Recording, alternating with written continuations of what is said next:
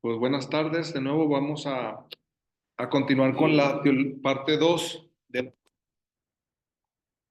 Vimos una parte uno. Falta una segunda parte de lo que se estudia en la teología profética.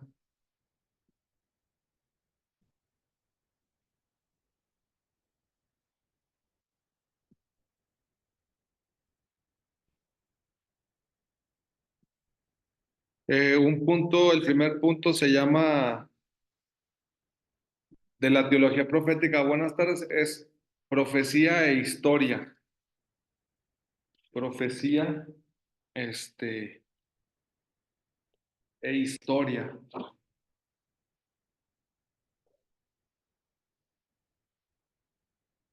¿Qué quiere decir esto? Es muy importante para la teología de los profetas demostrar que sí existieron. A veces a alguien le puede parecer inútil esta afirmación, pero los profetas hacen el esfuerzo, no todos, no todos, pero la mayoría hace el esfuerzo de ubicarse en la historia, de alguna forma, hacen el esfuerzo de ubicarse en la historia. Entonces es muy importante la relación entre profecía e historia. No tanto que lo que cuenten sea de historia, sino que ellos mismos sean partes de la historia, ¿sí?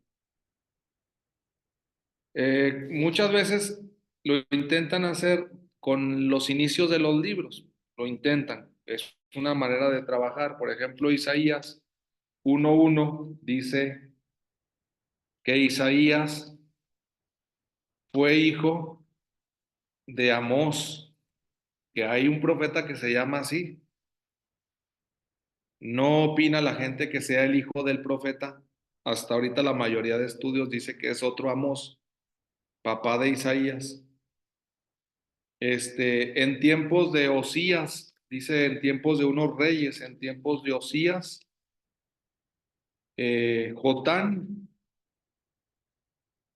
Ahaz y Ezequías.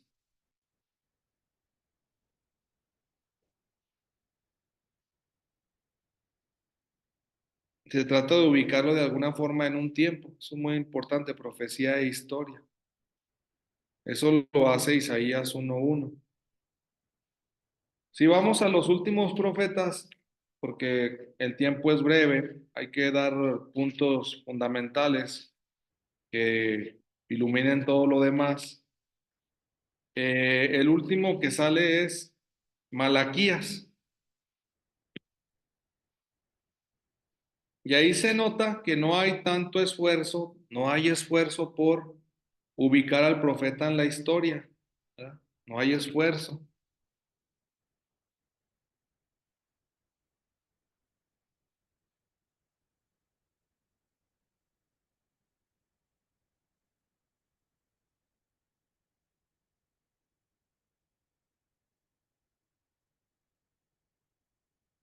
Dice nada más así al inicio, dice palabra.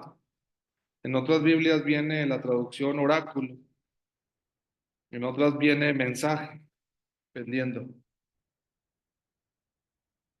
Palabra que el Señor dirigió a Israel por medio de Malaquías, así dice, por medio de Malaquías, pero pues no dice cuándo. Es muy difícil ubicar a Malaquías en la historia. ¿Cómo se puede trabajar en estos casos para encontrar un poco de historia? Pues dice, mire, por ejemplo, en Malaquías 2, versículo 1 dice, y ahora a ustedes, sacerdotes, se dirige esta advertencia. Entonces dicen algunos, pues quiere decir que ya hay sacerdotes. Nos ayuda mucho, nos ayuda muy poco, pero Por lo menos sabemos que hay sacerdotes, que hay un grupo, ¿verdad? Esa es la cuestión.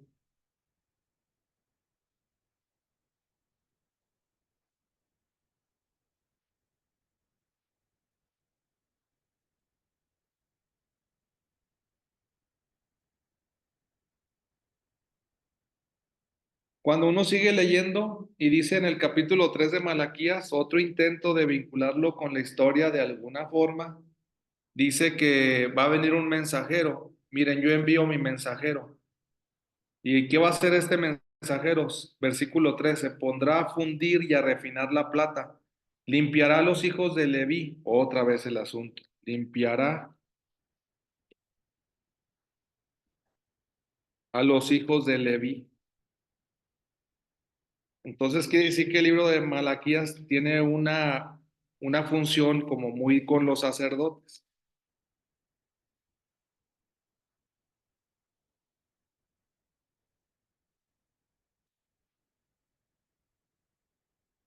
Uno le sigue buscando y no encuentra algún dato que pueda ayudarnos a ubicar cuándo estaban estos sacerdotes, cuáles sacerdotes se refiere, cómo hacerle. Y por más que uno se esfuerce, no tendrá resultado, no lo tendrá. Se acaba el libro en el capítulo 3 y no encuentra uno exactamente qué está pasando.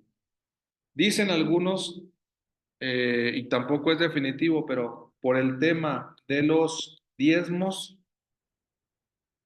por el tema de los diezmos es posible que estemos en una situación o en una problemática del segundo templo. ¿A qué nos referimos con problemática del segundo templo? Nos referimos al del año 500 en adelante. Es muy amplio. Puede ser el 400 antes de Cristo, puede ser el 300 antes de Cristo, pero normalmente se considera que problemas de diezmos se viven en este tiempo. Es la única manera de poder ubicar algo del profeta Malaquías, que está preocupado por los diezmos y en ese sentido quiere decir que la gente ya no los quiere pagar. Y esto no se nota en los libros anteriores. Siempre normalmente hay un cumplimiento, forma parte de la ley, pero ya aquí en Malaquías hay un problema con ellos y por eso dicen que estamos en un problema de este tiempo, pero se esfuerza muy poco, se esfuerza muy poco. Eh, lo que tenemos que responder ahora es cuál es el papel que juega la historia cuando un profeta dice de más. O sea, Isaías fue hijo de Amós en tiempos del rey Osías, Jotán, Ahaz y Ezequías, y cuando hay profetas que se esfuerzan muy poco, y ambos son profetas. ¿Cómo tiene que trabajar el lector? Miren, están los siguientes criterios. Cuando un profeta está muy vinculado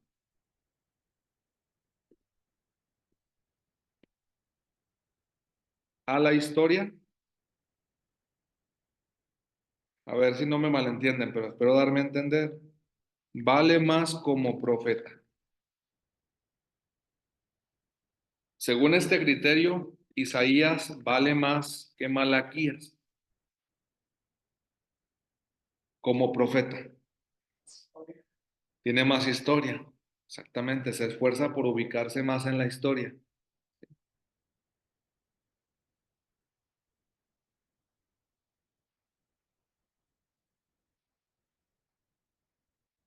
Vale más como profeta. Cuando un profeta no está muy vinculado a la historia,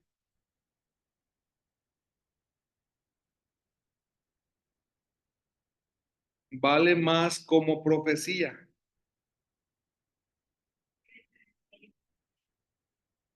que en la profecía nos centramos en el mensaje, no en la persona. Sí, es posible, de acuerdo a este criterio, que uno no le interese, Malaquías. Le interese lo que dice Malaquías. Por ejemplo, miren, yo envío a mi mensajero a prepararme el camino, que se usa en el tiempo de Adviento. Juan el Bautista dice, yo envío a mi mensajero a preparar el camino cuando va a participar con el Bautista. Pero no sale Malaquías, no sale Malaquías. Persevera más el mensaje que la persona.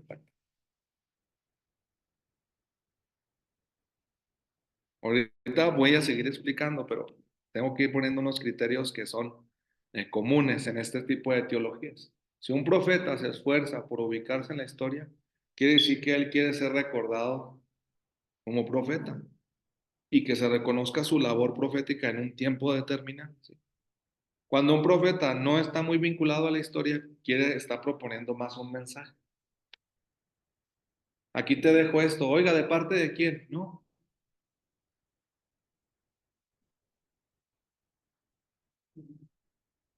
no de parte de quién, de parte de fulano, de fulana, sí.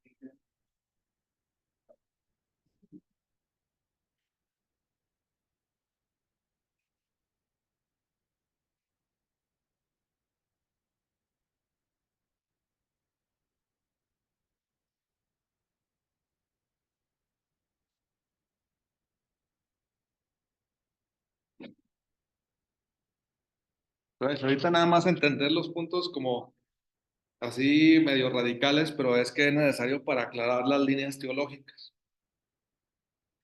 De acuerdo con esto mismo, hay profetas que están como condenados a desaparecer como profetas y que avance más su mensaje. No es absoluto, pero estamos dando como las líneas más importantes. Ahora bien, sí, más criterios.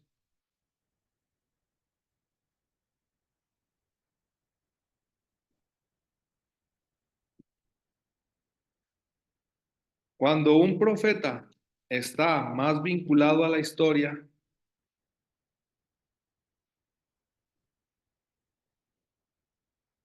su profecía tiene que ver con cosas de su tiempo. Si está anclado en la historia, tiene que ver con su tiempo. Por lo tanto, corre el riesgo de que su profecía no sea eterna, pues,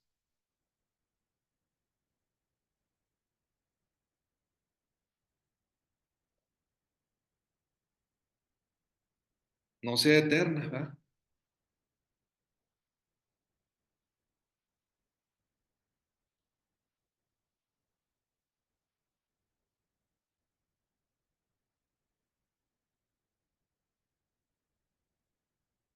Porque está vinculada a un tiempo.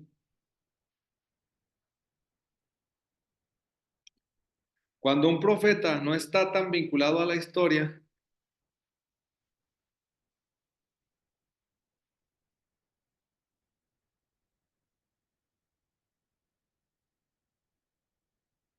es más fácil que su profecía sea eterna.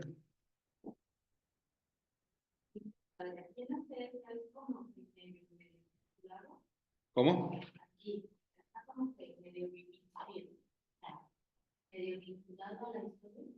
No, cuando está más vinculado. Sí, siempre. Ah, bueno, igual. Póngale muy también. Está muy vinculado. a la historia, su profecía tiene que ver con cosas de su tiempo y corre el riesgo de que su profecía no sea eterna.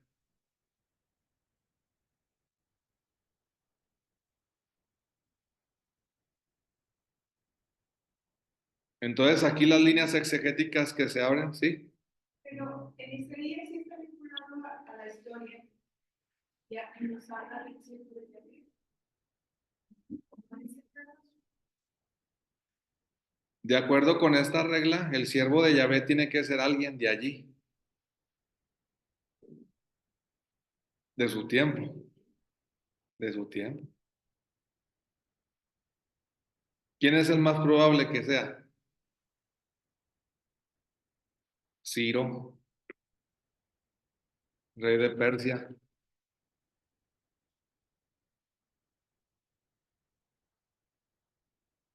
Esa es la cuestión con Isaías, que al enfocarse en la historia, aún ese tipo de textos tienen que tener alguien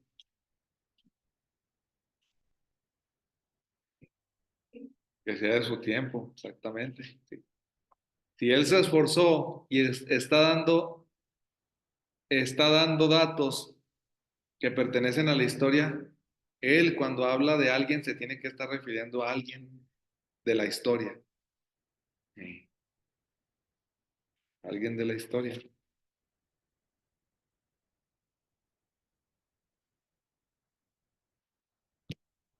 Ahorita aclararé cómo se le hace, pues, para que el siervo de Yahvé no sea Ciro, ¿no? Pueda ser otro. Pero ahorita eso aclaro porque ese es trabajo más bien de los lectores y de la interpretación. O sea, los que defienden la vinculación con la historia defienden también que Isaías está hablando de alguien en concreto, ¿no? Ahorita voy a decir lo que tienen que hacer ambas líneas, pero tengo que plantearlo para que uno pueda leer realmente la teología de los profetas con los elementos que deben de tener, ¿no? Si no, uno no encuentra realmente qué pasó con la relación entre profecía e historia, porque ese es el punto. ¿Qué tanto un profeta o qué sentido tiene que se vincule con la historia y qué sentido tiene que un profeta no se esfuerce? Que de Malaquías no se nos diga ni quién fue su papá, quién fue su mamá, ni con cuáles reyes trabajó. Estamos aquí entrando en un núcleo que es de la Biblia, es básico, es decir, por qué una gente se esfuerza en decir muchos datos y por qué otros no. ¿Qué se busca con eso y qué tengo que hacer yo como lector? Es como les digo, si yo me encuentro con un documento que sí sé de quién es, eso que hace en mí, y si me encuentro un documento que yo no sé de quién es, ¿qué provoca en mí, no? ¿Cómo tengo, no lo puedo trabajar igual? Tengo que ver qué hago con el que sé de quién es, de qué tiempo es y cómo le hago con algo que no sé de cuándo es. ¿Ah? Imagínense una de esas notas a las que ya se les borró la fecha.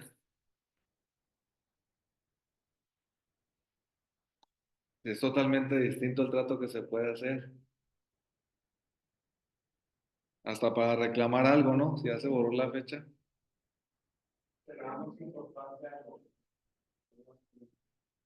A lo que está más ubicado. Por ejemplo, el mundo ha avanzado más hacia lo localizable, históricamente hablando, y ha avanzado menos a lo menos viable, lo que no tiene sustento en una fecha, en un nombre. Así ese ha sido el camino, pero entonces ahorita vamos a ver en los profetas qué otras maneras hay de trabajar, de salir adelante de esto. Ahí vamos, estos criterios. Siguientes, cuando un profeta está muy vinculado a la historia, ya llevamos dos cosas que suceden, esta es la tercera. Ofrece salvación histórica, eso es muy importante también. Cuando un profeta está muy vinculado a la historia, ofrece salvación histórica.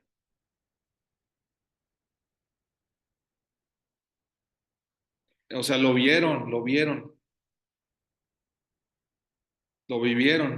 eh, que una cosa que no estaba bien estuviera bien y que una cosa que no está bien dijeran que no está bien y se pudiera solucionar. O sea, no hablan de cosas que no estén pasando. Quieren salvación para ese momento. Cuando Isaías dice que Damasco y Siria no van a ganar la guerra, en Isaías 7 está diciendo algo verdadero. No van a ganar y no ganaron la guerra. Ofrece salvación es histórica para ese momento. Siria, y Damasco, Siria e Israel. Damasco es la capital de Siria, perdón. Siria, capital Damasco, Israel, capital Samaria, no van a ganar la guerra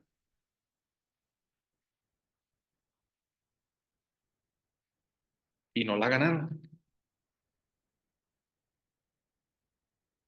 Cuando un profeta no está tan vinculado a la historia aquí, pongo aquí si pongo tan porque los que no se esfuerzan también están, pero no se esfuerzan por ubicarse, ¿sí me entiende? Es como yo digo, hola, bueno, tiene usted una promoción, ¿verdad? De esto y de esto y lo otro. Disculpe, ¿con quién tengo el gusto? No, no es asunto de con quién tiene el gusto, el asunto es que tiene usted una promoción. ¿Quiere la promoción o no? ¿Verdad? Y, y dice uno, caray, entonces no es de saber quién me habla, sino de aprovechar la promoción. O sea, todo el mundo está vinculado a la historia, pero hay gente que se esfuerza por no ubicarse. Y luego ya dice uno, no, pero sí sé de qué número me está hablando. Bueno, ahorita le vuelvo a llamar. Le marca y dice, este número no, ya no existe. No, ustedes le regresan la llamada y el número ya no es localizable. O sea, alguien te quiso dar un mensaje. Cuando tú quieres devolver para seguir la conversación ya no se puede. Entonces, por eso le pongo aquí, cuando un profeta no está tan vinculado con la historia, obviamente corre el riesgo de no ofrecer salvación histórica. Corre el riesgo, solo estoy acentuando así. Y se acerca más a una narración, pues como la de Jonás, que fue tragado por el pez. Es una salvación muy difícil de entender históricamente, ¿sí me entienden? Y por eso dice, no, es que Jonás, esa salvación no sirve. ¿Cómo va a comérselo un pez y luego que ya sigue vivo? Y Jonás es lo mismo, Jonás no dice ni quién, ni dónde, ni cómo. No quería que se salvara, Tomás, no tenía que ver que se salvara. Lo que él iba a no le interesaba. Se puede sacar consecuencias de Jonás, sí, también con respecto a la salvación, pero el mismo hecho de que dice que Jonás estuvo en el vientre del pez 3 días y 3 noches, ¿ven? O sea, estamos en otro nivel, a eso me refiero. Y Jonás nomás dice así, cuando empieza, el Señor dirigió su palabra a Jonás, hijo de Amitai, es lo único, se esforzó, es el único detalle, hijo de Amitai, pero no tiene ningún rey, no sabemos ni, es muy poquito lo que nos da, porque si es hijo de alguien, que ya es ganancia con respecto a Malaquías, Jonás, si es hijo de alguien de Amitai, Malaquías también lo será, pero no tiene, no dice su papá. Entonces esa le da la oportunidad a Jonás de contar cosas sobrenaturales o le da oportunidad de contar cosas más allá de lo meramente histórico, ¿sí? De lo meramente histórico, de lo incomprensible, de que un pez se coma a alguien y alguien viva en el pez. Es una historia única, ¿me entienden? Una historia única.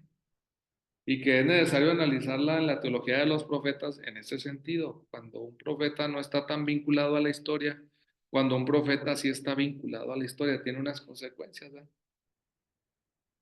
Isaías va a ser muy complicado que se ponga a hablar de un pez que se lo trague, porque Isaías está luchando por explicar cosas que estén realmente históricas, como Damasco, ¿no? Y Damasco estaba localizable, Siria, es localizable, Samaria es una ciudad localizable, Israel también.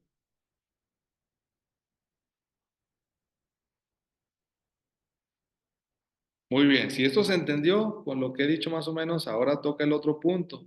Se llama no profecía e historia, se llama profecía y escatología.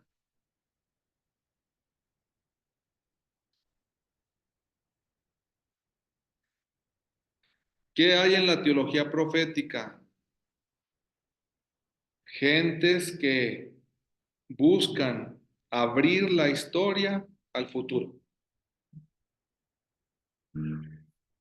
Que las historias que están ancladas en la historia vayan hacia el futuro.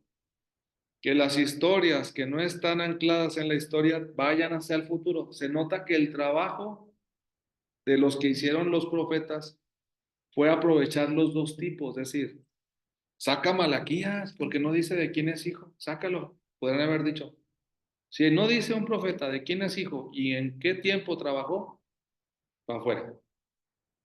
Si hubieran aplicado el criterio de profecía e historia. No queremos ningún profeta que ande hablando que no tenga cosas de la historia. Y no, no funciona así.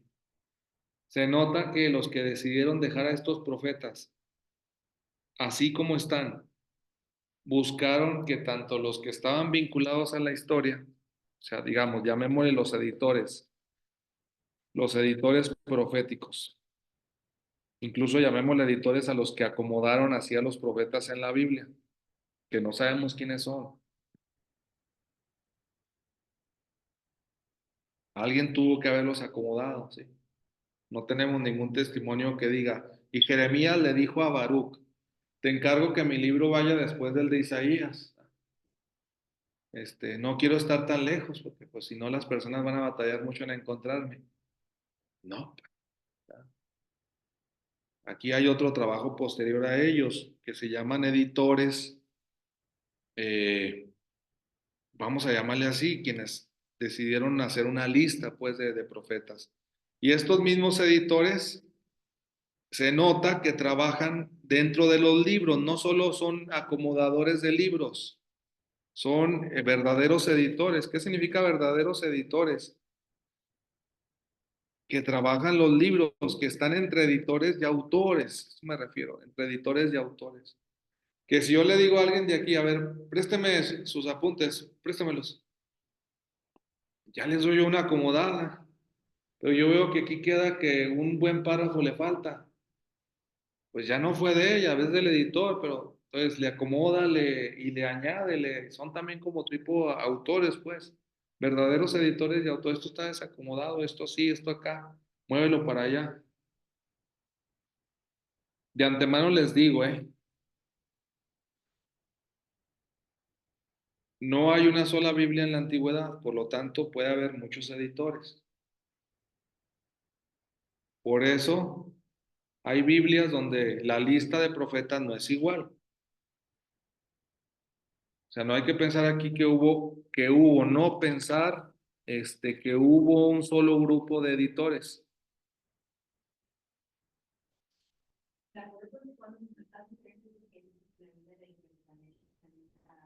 No, no, no, eso ya está muy nuevo. Ya de por sí, en las Biblias, tanto en hebreo como en griego, hay muchas, ya de por sí. O sea, a veces uno tiene la idea de que, no, es que la Biblia en original está en hebreo, y dice uno, basta que tengas la Biblia en hebreo, pero ¿cuál Biblia en hebreo vas a tener? Si hay muchas. No, eso también no es correcto, no existe como tal una Biblia en hebreo. Dicen, oye, es que lo que debes de tener es la Biblia en griego. Tampoco porque no hay en sí una Biblia en griego. Y hay quien dice, bueno, en el idioma, para leer la Biblia, Pero no hay en cuanto tal. Entonces hay Biblias y editores que dijeron, bueno, vamos a poner Isaías, Jeremías y Ezequiel. Y dice alguien, oiga, ¿y Daniel? No, Daniel no, que es por ejemplo esta, de en hebreo. Sí, entonces hubo unos editores que entonces empiezan a trabajar. Oye, después de Reyes, ¿qué ponemos? Isaías. Ándale pues. ¿Qué ponemos después de Isaías? Jeremías. Una de las de hebreo, ¿eh? Esta es una. También. Y luego dicen, oye, ¿y de Jeremías qué ponemos? Pone Ezequiel. Ándale pues. Y después de Ezequiel, ahí donde hubo más problemas entre unas Biblias y otras. No, dicen, Oseas.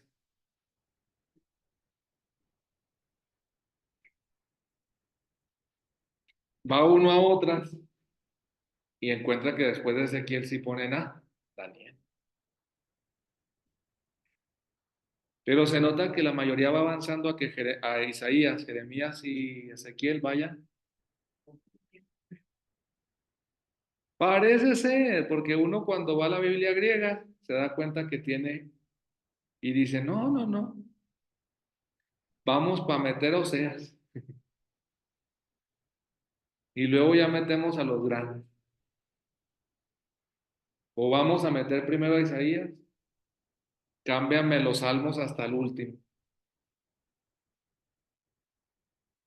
Es decir, no hay un solo grupo de editores, hay varios grupos que trabajaron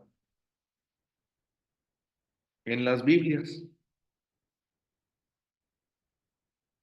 y en los profetas.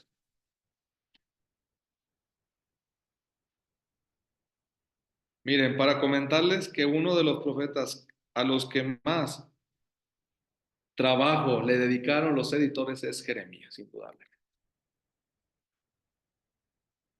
Miren, Jeremías tenemos un Jeremías breve, para hacérselas fácil, y un Jeremías largo.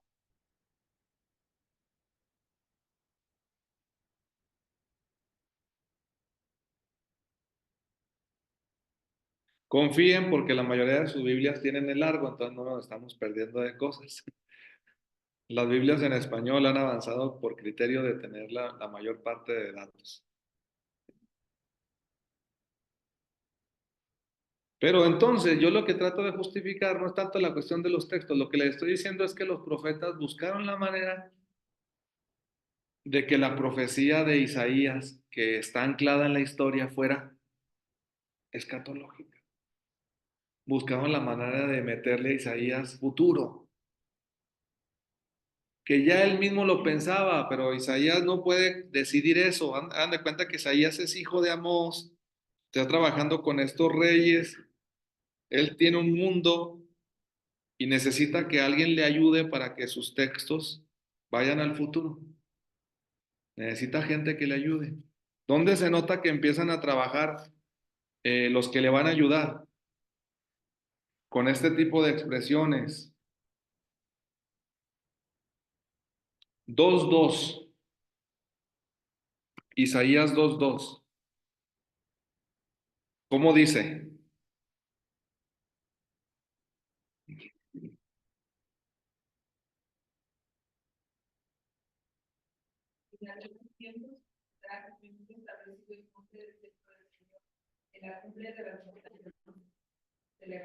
Otra vez, ¿cómo empieza? Fiesta. Exactamente. Ese es el trabajo que hay que hacer. Eso nos lleva a la profecía de la escatología, al final de los tiempos.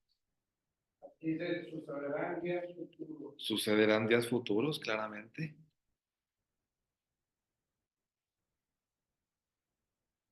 ¿Cuándo? No lo sabemos.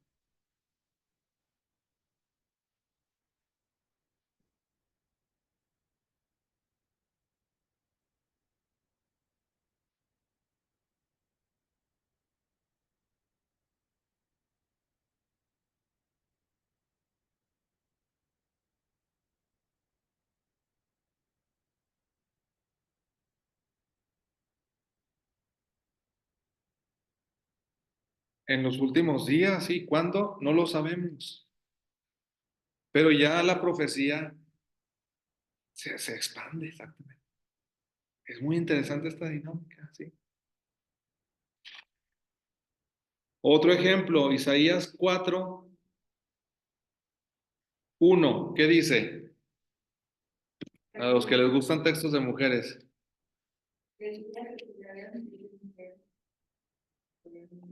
Ahí está. En aquel día se pelearán 7 mujeres por el mismo hombre, ¿ven? Cosas impensables históricamente hablando del tiempo de Isaías, pero él visualiza que en aquellos días 7 mujeres se pelearán por el mismo hombre.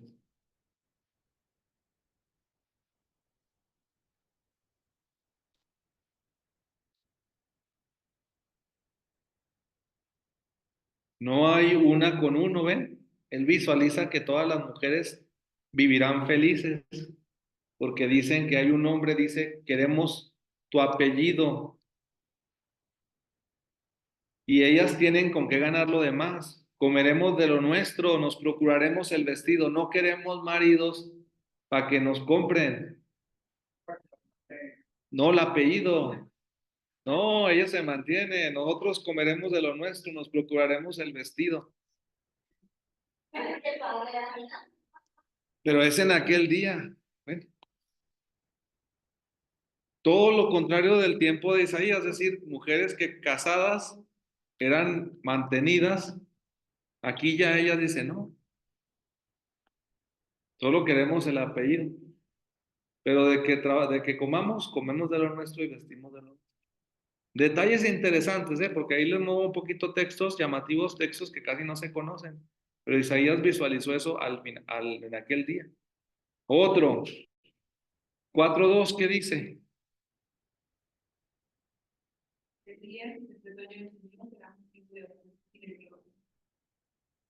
Junto al 4:1 está un versículo totalmente diferente. Está uno con un tema de siete mujeres que se pelean por un hombre y después me sale Isaías con aquel día otra vez. Con aquel día el retoño del Señor. ¿Cuál retoño? No se nos explica, pero es aquel día.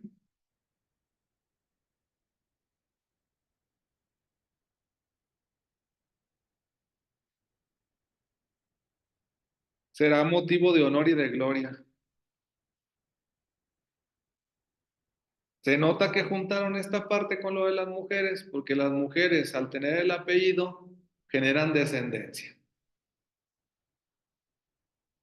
La mujer no da descendencia en tiempos de Isaías solo por tener hijos. Eso no forma parte de la descendencia en cuanto tal. Además de dar el hijo, tienes que decir hijo de quién. Esa es la cuestión. ¿Sí? Depende de la descendencia del apellido. Y por eso se nota que juntaron ambas profecías. En aquel día el retoño del Señor, o sea, hay una descendencia buena, santa, poderosa. Fruto de la tierra será el orgullo y el adorno de los sobrevivientes de Israel, ¿ven?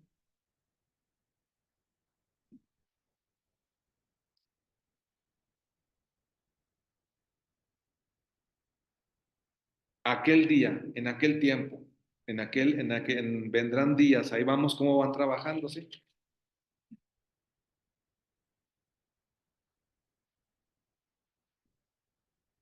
11:1, ¿qué dice?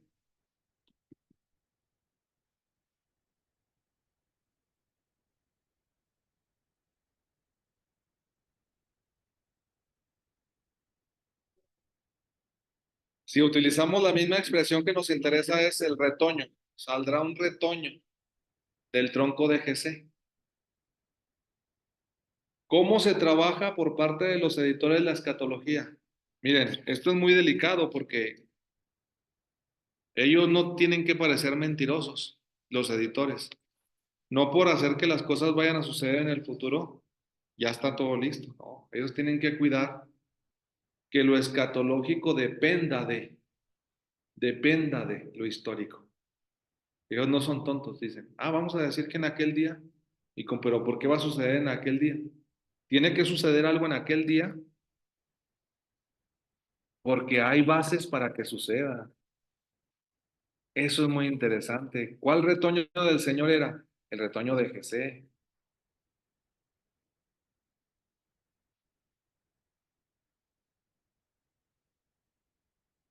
El futuro que se espera depende de David o depende de que hubo un pasado. Eso es muy interesante. Lo escatológico no elimina el pasado.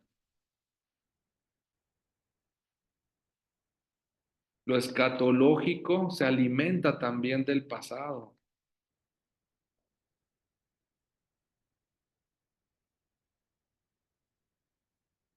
Yo no puedo inventar en la escatología que habrá un retoño del Señor cuando yo no tengo un retoño real.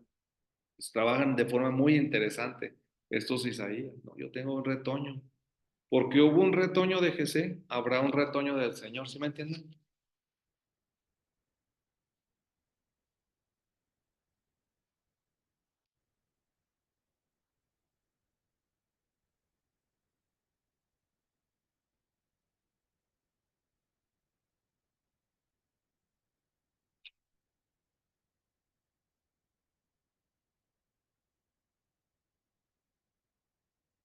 Jeremías, ¿cómo trabajan estos editores?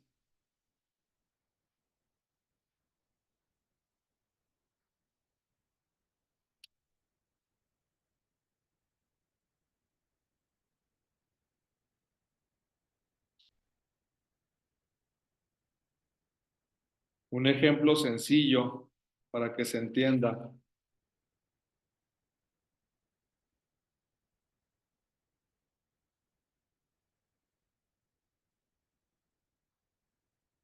Jeremías 31.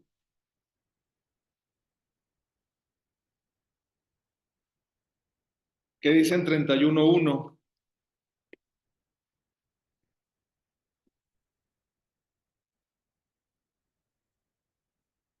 En aquel tiempo, oráculo del Señor, yo seré el Dios de todas las familias de Israel, y ellos serán mi pueblo. ¿Cuándo?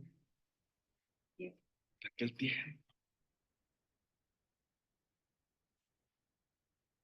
Ahí está, trabajando otra vez la expresión en aquel tiempo. ¿Ah?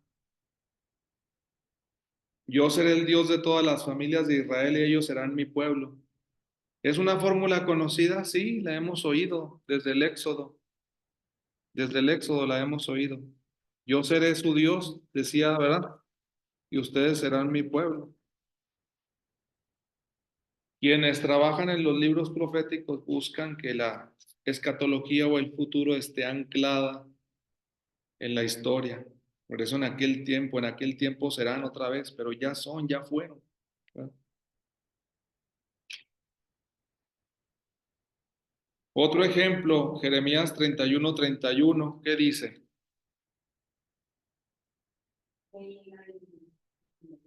¿Cuándo?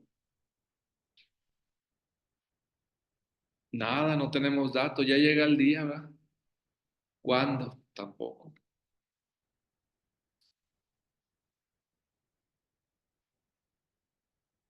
Si a uno no le gustara escatología, pues no le gustan estos textos. Pero quien es escatológico, quien es profeta escatológico, son los textos que más le gustan. Vienen días, oye, vienen días. Los pesimistas siempre dirán, ¿cuándo? Puras mentiras. Pero el profeta escatológico, vienen días, dice. ¿Verdad? Entonces vamos viendo que en definitiva lo escatológico, esto es interesante, lo escatológico ofrece una realidad nueva. Está ofreciendo una realidad nueva. El pesimista no cree en la profecía escatológica, no cree. Para él la realidad del mundo es la realidad del mundo y se impone. No le gustan estos textos.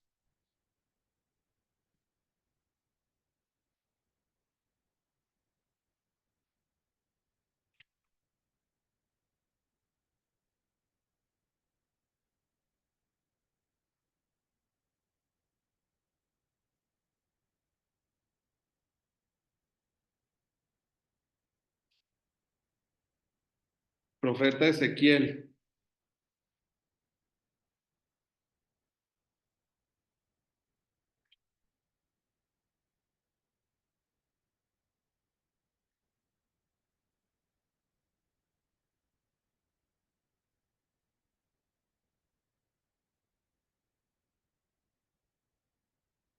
36.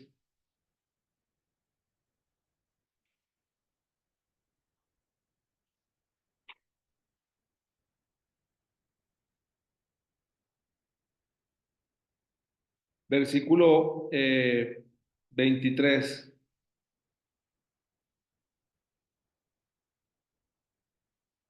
Haré que sea reconocida la grandeza de mi nombre, que ustedes profanaron entre las naciones. Así, cuando haga que por medio de ustedes sea reconocida mi grandeza en presencia de las naciones, reconocerán que yo soy el Señor. Palabra del Señor. Los tomaré de entre todas las naciones donde están, los recogeré de todos los países y los llevaré a su tierra. ¿Cuándo? Los rociaré con agua pura y los purificaré de todas sus impurezas e idolatrías. ¿Cuándo? Les daré un corazón nuevo y les infundiré un espíritu nuevo. ¿Cuándo? Puros futuros en este texto de Ezequiel.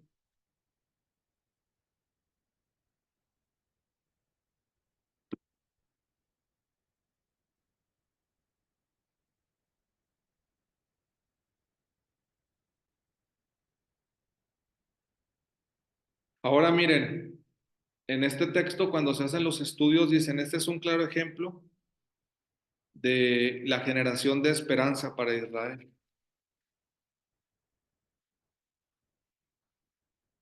Dicen, probablemente la historia no genere esperanza. Voy a ser un poco radical, pero espero entender. Pero la escatología sí.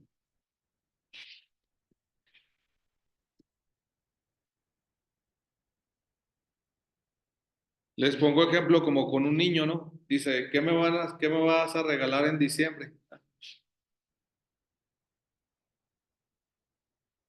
Él sí tiene esperanza, vive de la escatología. Si ustedes quieren vivir de la historia, le dicen al niño, ya te regalé.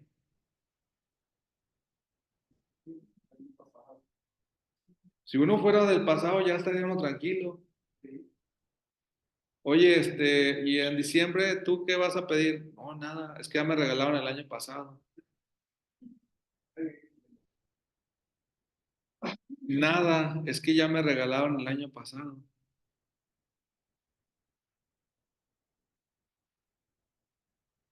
Realmente, ¿qué genera esperanza? ¿La historia o la escatología? ¿Va?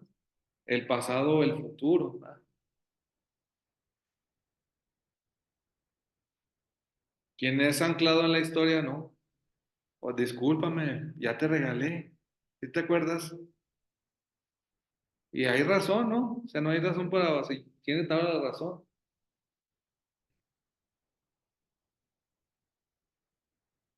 En cambio, el que vive en el futuro dice, es que vienen días, vienen diciembre y me van a regalar.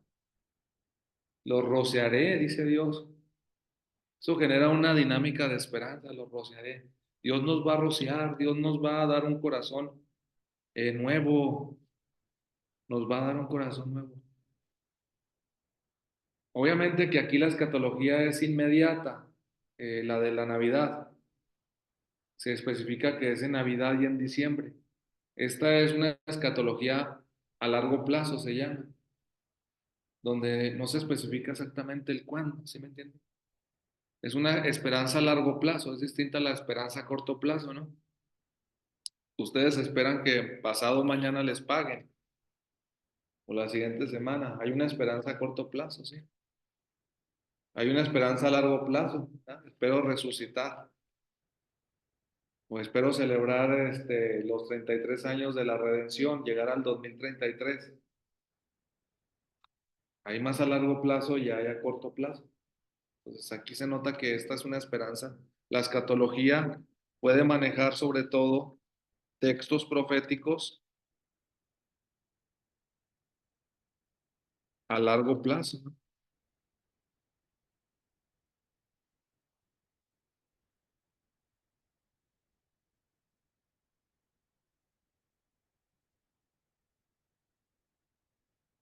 Entonces ahí creo que un poco quedado demostrado profecía, historia, profecía, escatología. Cualquier cosa me pueden preguntar. Son líneas, este, muy estudiadas de los profetas. Luego hay una tercera. Ahorita sigo, hay más, pero digo, voy viendo lo que me da el tiempo también de clase y según lo que vamos comentando y platicando.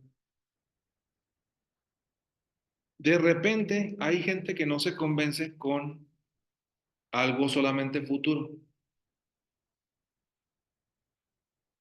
Hay gente que empieza a meter para hablar del futuro seres especiales, que se llama profecía y apocalíptica. O sea, un paso más.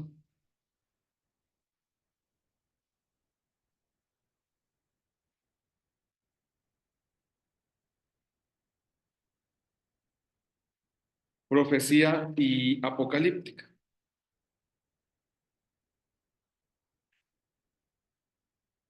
Muy pocos conocen a veces estas situaciones. Por ejemplo, ahí mismo en Ezequiel, que ya lo pusimos ahorita de ejemplo. En el 38 dice así, él recibí esta palabra del Señor. Dice, hijo de hombre, dirige la mirada hacia Gog. Dice que hacia Gog. Del país de Magog. Dirige la palabra. Si está en sus videos o viene otro semejante. Pueden ser sinónimos, pero dice. Y se dirige la mirada hacia el país de Príncipe soberano de Mosoc y Tubal.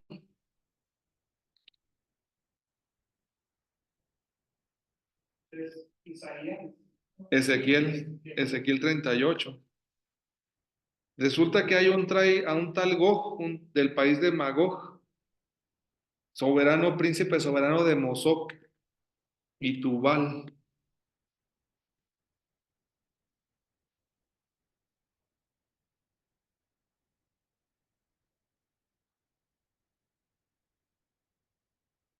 ¿Qué le dice a Magog? Yo haré que tú regreses y te pondré un freno en la boca, haré que salgas con todo tu ejército, caballos y jinetes, todos bien equipados, tropas inmensas con defensas y escudos, todos empuñando la espada. Persia, Etiopía y Libia van con ellos, todos con escudos y cascos. Gomer con todas sus tropas, el clan de Togormá del extremo norte con todas sus tropas, pueblos innumerables que son tus aliados. Ponte en guardia, prepárate tú y toda la multitud reunida en torno a ti, ponte a mi disposición. Al cabo de muchos días, ven, al cabo de muchos días recibirás mis órdenes. Después de muchos años marcharás contra un país salvado de la espada, contra un pueblo reunido de entre muchos pueblos en las montañas de Israel que tanto tiempo estuvieron en ruinas. Es un pueblo que, total, así va un poco la descripción. Sigue hablando de toda la guerra y lo dice, versículo 16, atacarás a mi pueblo Israel como un nublado que cubre la tierra. Será al final de los tiempos, ¿sí? Cuando yo haga invadir mi tierra para que las gentes me reconozcan. Entonces ante sus propios ojos manifestaré mi santidad por medio de ti, Gog. Esto dice el Señor, tú eres aquel de quien yo hablé en tiempos pasados por medio de mis siervos los profetas de Israel. El mismo Dios le está diciendo a Ezequiel que por los profetas ya había hablado de esto y ahora ya sigue el final de los tiempos la batalla esta. De manera interesante. Ellos anunciaron entonces en mi nombre que yo provocaría tu ataque en contra de mi pueblo. La apocalíptica parece ser que mete gente para hacer un juicio. Ahí donde se va inclinando la apocalíptica. La apocalíptica va a ir dando lugar a que esos en aquel día vendrán días que al final van a decir es el final, el fin del mundo. ¿De dónde nace la expresión fin del mundo? De la profecía y la apocalíptica. Son textos que avanzan no a cosas bonitas, son textos que avanzan a batallas, guerras, destrucción. Ahí vamos, es eso. Como un nublado, dice que va a llegar el ejército, como un nublado que cubre la tierra, ¿ven? Oscurecer la tierra. 38:16.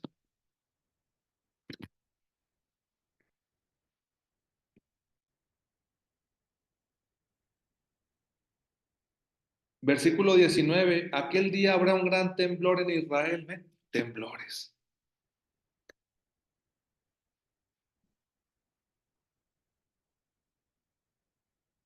Temblarán los peces, las aves, los animales, los reptiles, todos los hombres. Se hundirán las montañas. Miren cómo eso. ¿Ven cómo ya se cambió otro registro? Ya no te presenta un futuro como muy agradable. Se van a hundir las montañas, dice uno.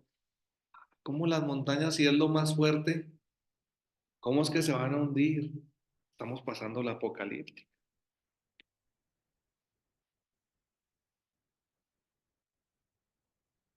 Y los tenemos, y son textos presentes.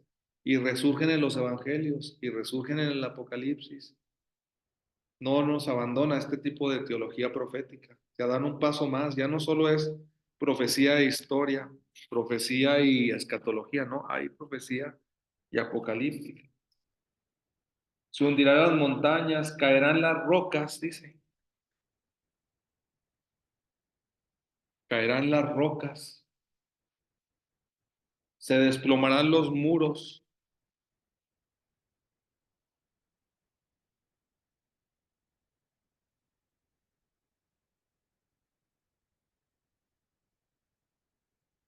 sus hombres se matarán unos a otros, puras frases duras.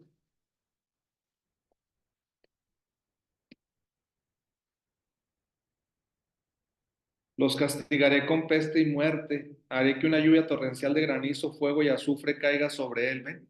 Destrucción, una lluvia de fuego, azufre.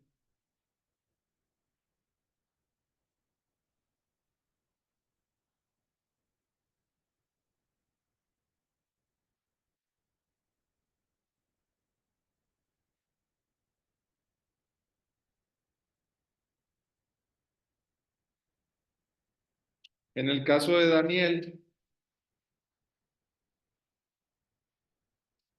dice así en el capítulo 12,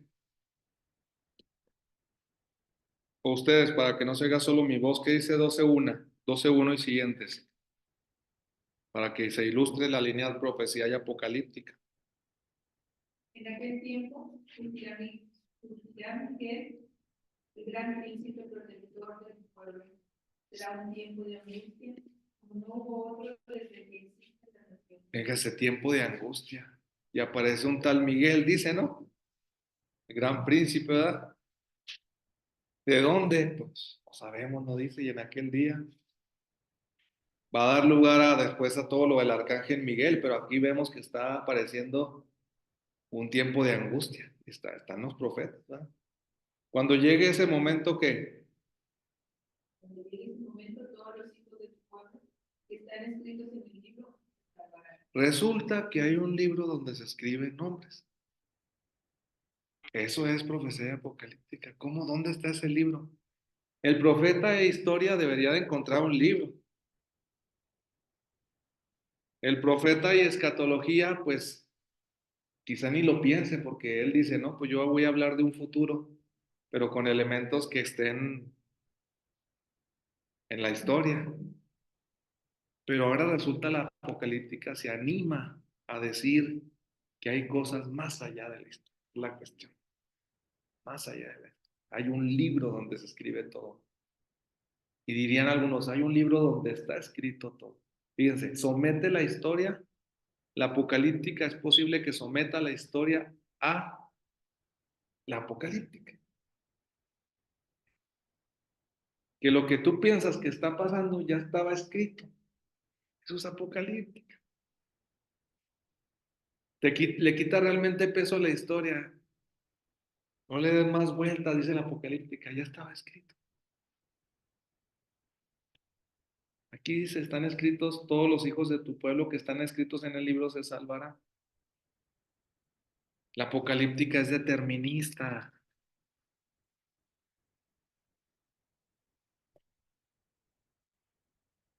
La apocalíptica te hace rezar. Ojalá esté escrito en el libro, porque si no, no tengo nada que hacer, no tengo oportunidad.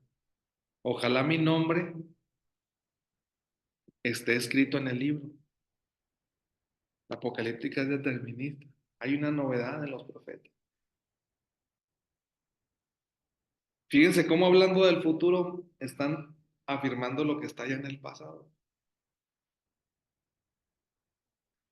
Muchos de los que duermen en el polvo de la tierra se despertarán, unos para la vida eterna. Imagínense, empieza a surgir esta terminología. Es interesante cómo es posible que la expresión vida eterna se haya originado en círculos profético-apocalípticos. Es posible que los profetas en la escatología no quisieran dar vida eterna, quisieran dar cosas. Yo te daré un corazón nuevo, infundiré un espíritu nuevo. Vean que uno puede imaginar eso y decir, me lo va a dar aquí. ¿Qué estás esperando? Un espíritu nuevo. Ah, sí, te lo va a dar aquí. Es posible que la escatología todavía considere que te lo va a dar aquí. Oye, que va a surgir un tronco de un retoño de Jesús, sí. No lo sabemos cuándo, pero sí va a salir. ¿Sí me entienden cómo es posible que Jesús sea una respuesta a la escatología en cuanto Él viene y Él mismo cuando habla sea una respuesta a la apocalíptica, porque Él tiene que proponer ahora lo siguiente, que es la vida eterna con Él? Pero las líneas están ya calcadas, o sea, necesita alguien que diga, no, es que aquí va a pasar algo. Aquí, el Señor nos va a dar un corazón nuevo y un espíritu nuevo. Y está la otra línea que dice, no, sigue adelante, es otra cosa. Y dice aquí, unos van a despertarse para la vida eterna, otros para la vergüenza, para el castigo eterno. Ya está hablando de dos dinamismos en Daniel. Los sabios brillarán como el esplendor del firmamento. Empieza la dinámica de que las estrellas son sabios. Empezaron a hablar de los astros como de los justos. ¿Quiénes brillan? Los justos. ¿Quiénes son los astros? Los justos, las estrellas.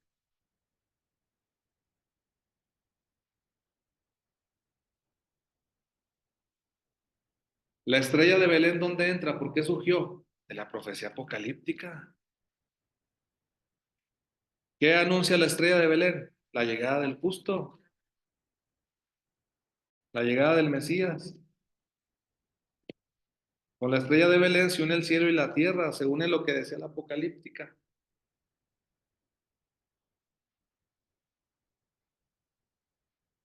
Hemos visto surgir su estrella, dicen los magos, ¿no? Son profecías apocalípticas. De forma interesante, ellos son de esperanza, de profecía apocalíptica.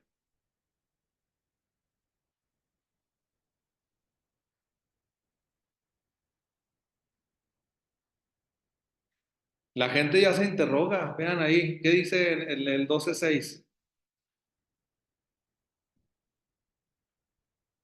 Y uno de ellos preguntó al hombre vestido con túnica de lino que estaba sobre el estaba contigo, ¿cuándo se cumplirán estas cosas que dices? Las preguntas que yo iba haciendo cuando exponía la profecía y la escatología, que iban leyendo y yo les decía, ¿cuándo? ¿Ah? ¿Cuándo? No dicen, me decían, pero aquí ya hay textos donde preguntan, donde hay alguien que sí pregunta en la misma profecía. ¿Ven cómo trabajan los editores? ¿Y qué le respondió? ¿Dentro de cuánto? Cuando haya terminado, ¿se cumplirán? Yo oí, pero no entendí. Claro, 3 años y medio. Dice, no entendí. ¿Cómo que 3 años y medio? ¿Y qué respondió? Versículo 9. Sigue adelante. Daniel, Porque estas palabras deben cumplirse en secreto y bajo sello hasta el momento final. ¿en qué quedamos? ¿3 años y medio o no? No entendí. Y es lo mismo que nos pasa a nosotros, los lectores. Los apocalípticos ya son lectores. Ey. Los apocalípticos ya son lectores de la Biblia prácticamente. Están casi en la misma situación de nosotros. ¿Cuándo? Preguntan.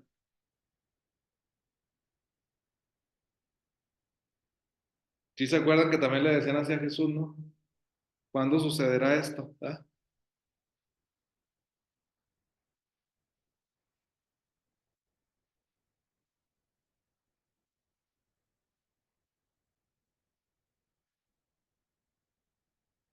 ¿Qué va a buscar la apocalíptica? Lo siguiente, Daniel 12:12. Esta es la propuesta de la profecía apocalíptica.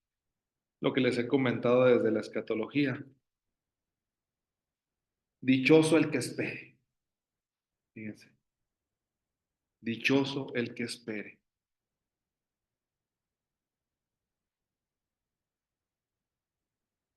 Y pueda llegar a los 1335 días, dice.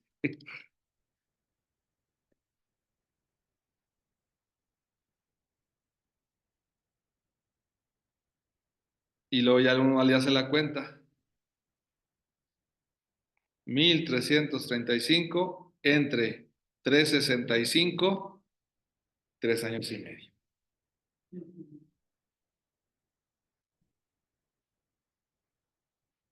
Descubrimos, por lo tanto, que la apocalíptica se anima a dar tiempos en la vida eterna. Eso es muy interesante. Da el siguiente paso.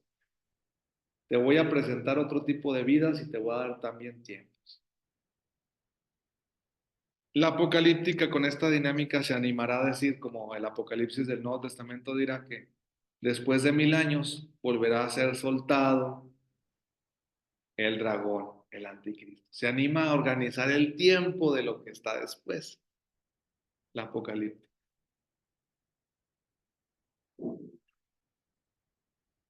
Muy complicado, pero es como se busca aquí. Tú permanece fiel hasta el final, le dice a Daniel, tendrás que morir, pero en el día final te levantarás para recibir tu recompensa. ¿Ven? Ya está entrando a dinámicas muy interesantes, ¿no, Daniel? Tú vas a morir, tendrás que morir, pero te levantarás para recibir tu recompensa. La apocalíptica, sin apocalíptica no hay mundo futuro. ¿Cómo les explico? Pero futuro, futuro de verdad, de otro mundo, ¿eh? O sea, de un mundo nuevo realmente. Es que la escatología todavía tiene elementos de este mundo. Se trata la escatología todavía apuesta por renovar este mundo, a eso me refiero. La apocalíptica te ofrece ya un nuevo mundo, ofrece nuevos mundos. Va más allá que la escatología, por así decirlo. No es fácil. Muchos, pues, no están a veces tan de acuerdo con esta línea, sí lo entiendo, pero los textos proféticos invitan a mantenerlas en tensión, ¿verdad? En tensión. Miren, ya es lo mismo, lo necesitamos porque en la teología cristiana decimos que ya Jesús nos ha dado todo. En Jesús está todo y seguimos, sin embargo, esperando. Entonces siempre está ese dinamismo latente de haber recibido ya algo porque Jesús trae la escatología y de esperar algo más porque Jesús trae también esperanza de algo. De algo más para nosotros, no para Él, porque Él lo tiene todo, pero sí para nosotros. ¿Pero dónde nace eso? De estos textos. Él es el profeta por excelencia y Él tiene, siempre les he dicho, Él tiene que juntar todas las teologías del Antiguo Testamento.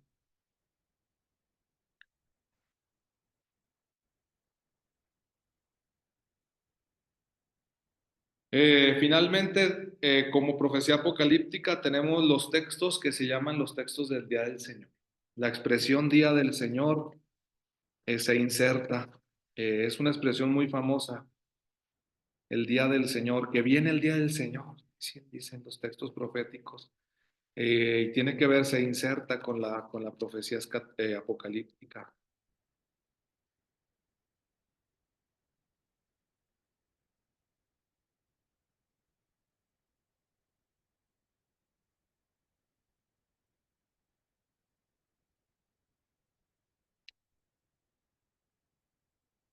Joel 2 es el profeta del día del Señor. Dice, está cerca el día del Señor, dice Joel, capítulo 2, versículo 2. ¿Cómo lo describe? Joel 2, versículo 2. Día de tinieblas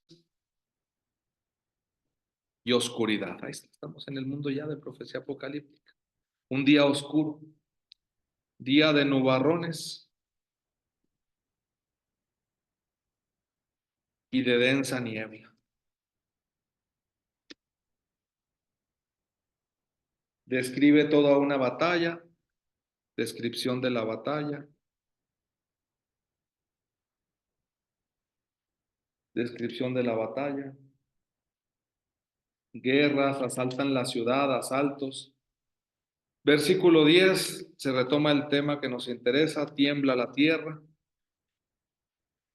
se estremecen los cielos, el sol y la luna se oscurecen. Muchas cosas la gente espera encontrarlas en el Apocalipsis, pero ya están en los profetas, ¿verdad? Muchas cosas ya están en los profetas. Y diría alguien, oiga, ¿y este día del Señor no tendrá algo bueno, algo así como de luz? No se especifica exactamente, pero muchos dicen que forma parte del mismo día hasta el capítulo 3, dicen. O sea, lo del capítulo 3 forma parte del mismo día, dice. Y entonces dice que la expresión siguiente, después de esto, yo derramaré mi espíritu sobre todos los hombres. Esa es la frase que a nosotros nos interesa. Parece ser que el día del Señor tiene un doble componente, uno negativo y uno positivo. Porque ahí llama mucho la atención que dice en Joel, capítulo 3, versículo 1, después de esto, pero en el mismo día, ¿sí me entienden? Allí, como que todo pasa en el mismo día. Yo derramaré mi espíritu sobre todos los hombres.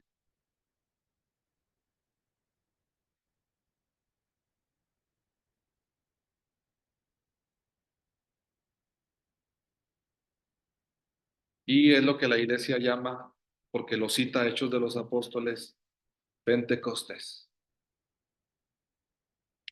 Por ello, para la teología cristiana, pues el día del Señor se efectúa precisamente desde la resurrección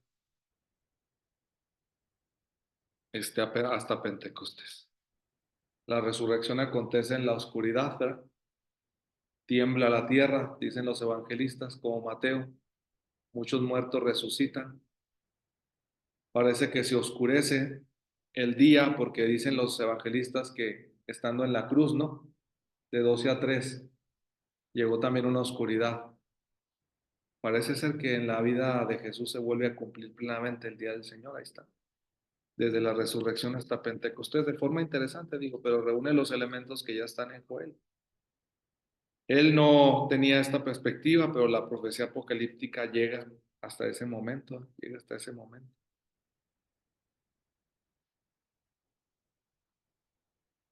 Y dicen que le toca pues al israelita ante esta situación. Joel 3, 5. Todo el que invoque el nombre del Señor se salvará.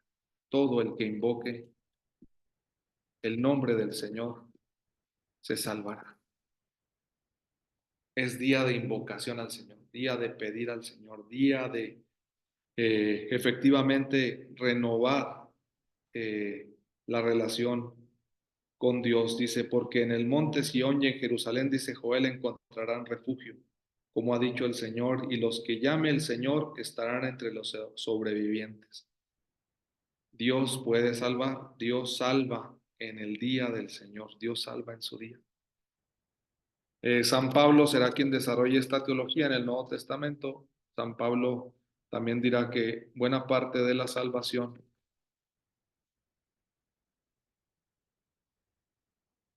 está en la invocación. Y incluso tendrá todo un capítulo que nosotros invocamos a Dios como Padre gracias al Espíritu Santo, ¿no? Él es que clama a Bárbara, dice.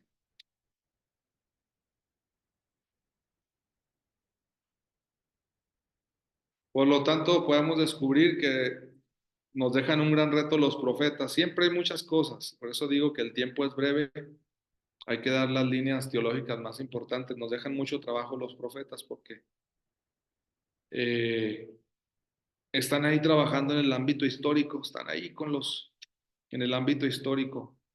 Se esfuerzan por vincularse con la historia, trabajan por su pueblo, trabajan por los reyes con los que les toca trabajar, sí. Pero se nota que también hay quien prefiere irse alejando de ese fundamento histórico de que se esfuerce por permanecer el mensaje. Basta que ustedes vayan checando de quién se dan datos, de quién no se dan muchos datos, pero el mensaje está de todas maneras, ¿verdad? Para que el profeta no, como que no sea el que brille, pero no es lo único, tenemos también intentos de editores, gente que estuvo trabajando leyendo los textos de los profetas que dijo, no, vamos a remontarlos al futuro, vamos a mandarlos al futuro, vamos a vamos a generar esperanza con las mismas palabras de los profetas, pero vamos a generar esperanza, vamos a trabajarlos, y ahí lo tenemos. Es indudable que leer cada profeta nos va a generar esa sensación de estar en la historia, en el futuro, y más allá incluso de lo que pensamos que es el futuro. Siempre se van a mover ahí las tres líneas dentro de los profetas. No sé si hay alguna duda, si se entendió, ¿verdad? Pues nos tratamos de ofrecer lo más destacado, ¿verdad? Ya se imaginarán que si se detiene uno profeta por profeta, ¿verdad? Texto por texto, pues, pero las tres líneas más o menos están ahí, recorren pues eh, los profetas, ¿no? Aquí estaba recordando yo hasta de Nahum, que es profeta muy poco conocido, pero este no dice ni su papá ni el tiempo, nomás dice de dónde era. Nahum del Cos, sabrá Dios, pero Nahum del Cos, dice. Y ya dice Nahum, miren, ya se acerca por los cerros, ya viene por los montes el mensajero que anuncia la paz. Lo digo porque son textos que salen mucho en los cantos. Qué hermosos son, dicen que son los pies del mensajero, ¿no? Que anuncia la paz. Y está uno y canta, está aquí, está en Isaías, pero pues son textos que brotan del futuro. Es Joel, es el día del Señor. Solo que agarra la parte del medio, el miércoles de ceniza. Nosotros agarramos, he aquí que viene el día del Señor. El miércoles de ceniza es lo del medio, que lloren, que hagan luto los sacerdotes. Está en medio del 2 y luego ya sigue el 3. Después de esto voy a derramar mi espíritu.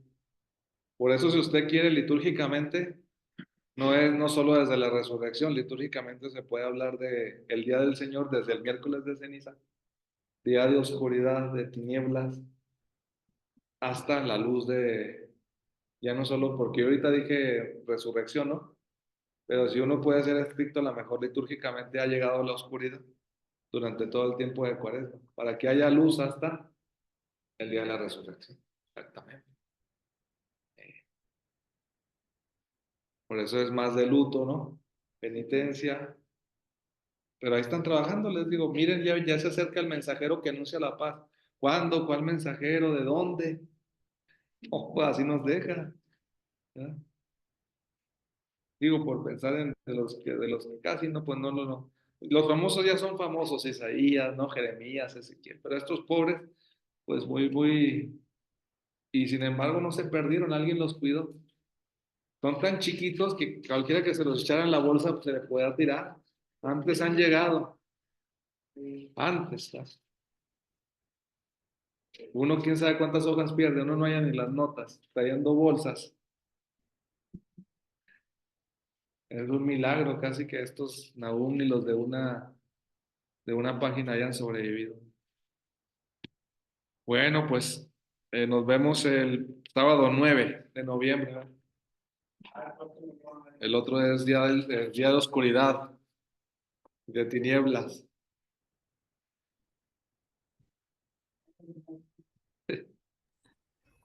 Muchas gracias, Padre. Ándeles. Que van a seguir